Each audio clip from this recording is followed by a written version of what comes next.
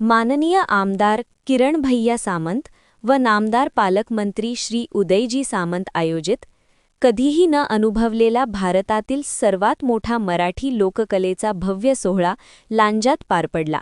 या कार्यक्रमाला आमदार निलेश राणे, पालकमंत्री उदय सामंत तसेच सर्वांचे लाडके आमदार भैया सामंत उपस्थित होते। द फोल्क आख्यान हा कार्यक्रम सुरू होण्याअगोदर पालकमंत्री यांचा वाढदिवस या ठिकाणी साजरा करण्यात आला। Happy birthday dear Sahib, happy birthday to you. वाढदिवसाच्या मनपूर्वक शुभेच्छा।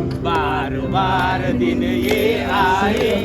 तसेच लांजा नगर पंचायतीमध्ये निवडून आलेल्या नगराध्यक्षा व सर्व नगरसेवकांचे सत्कार करण्यात आले। यावेळी युवा नेता अपूर्वा किरण सामंत बोलत होत्या। अजूनही आठवतंय, जे भैया सोबत फिरले तेच इलेक्शनच्या दिवशी भैयावर फिरले। पण जर राजापूरमध्ये आपला 170 मताने पराभव झाला, जर विजय झाला असता तर त्याचा गुलाल देखील मी माझ्या कपाळावर लावणार होते। तर आज पराभव झाल्यानंतर तिकडची माती देखील अपूर्वा सामंतच स्वतःच्या कपाळावर लावणार। त्याचा कुठलाही दोष किरण सामंतांनी स्वतःवर घेऊ नये, कारण इतकी वर्ष ज्याने किंग मेकर म्हणून भूमिका पार पाडली त्या नावाला कुठे कलंक लागू नये यासाठी अपूर्वा सामंत नेहमी प्रयत्नशील राहील। मनापासून कौतुक करतो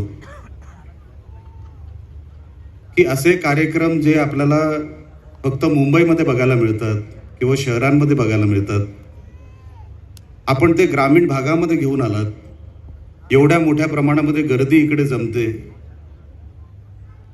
ही काही साधी गोष्ट नाही। जे आपण मुंबईमध्ये बघतो, ठाण्याला बघतो, ते माझ्या लांजामध्ये, माझ्या रत्नागिरी जिल्ह्यामध्ये दिसलं पाहिजे। ही जी भावना आहे ना, ती फार महत्त्वाची, ही प्रत्येकाकडे नसते।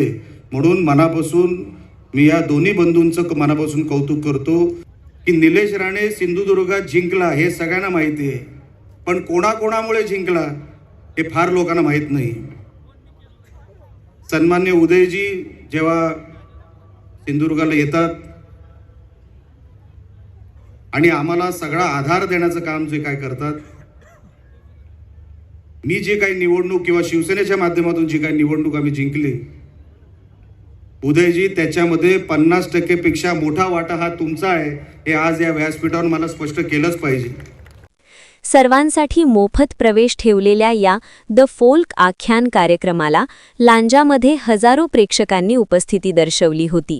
लांजामध्ये एवढी मोठी तुडुंब गर्दी प्रथमच पाहायला मिळाली। लांजा रसिकांच्या मनावरती अधिराज्य ह्या कार्यक्रमांमुळे गाजवली गेली। थाट ह्यो जुना, खेळ हा नवा।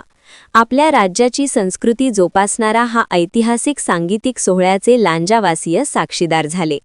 मराठी लोककलेचा अभूतपूर्व थाट आणि तोही मोफत लांजावासियांना आमदार भैया सामंत यांच्यामुळे अनुभवता आला। त्यामुळे पूर्ण महाराष्ट्रात याची एकच चर्चा आहे। ब्युरो रिपोर्ट, मुस्कान मुजावर, लांजा। आपण पाहत आहात कोकण लाईव्ह, प्रत्येक बातमी आपली।